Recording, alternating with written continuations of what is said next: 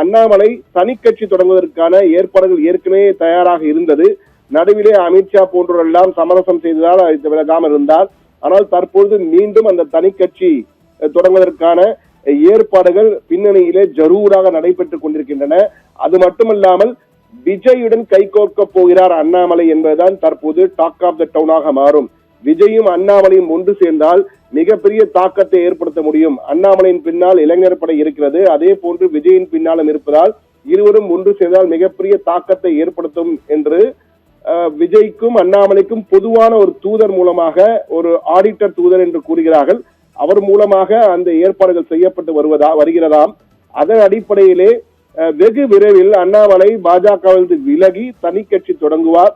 தனி கட்சி தொடங்கி விஜயுடன் சேர்ந்து வரப்போகின்ற தேர்தலை, சட்டமன்ற தேர்தலை சந்திப்பார் என்ற வகையில் அவருடைய ஆதரவாளர்கள் உறுதியாக நம்புகிறார்கள்.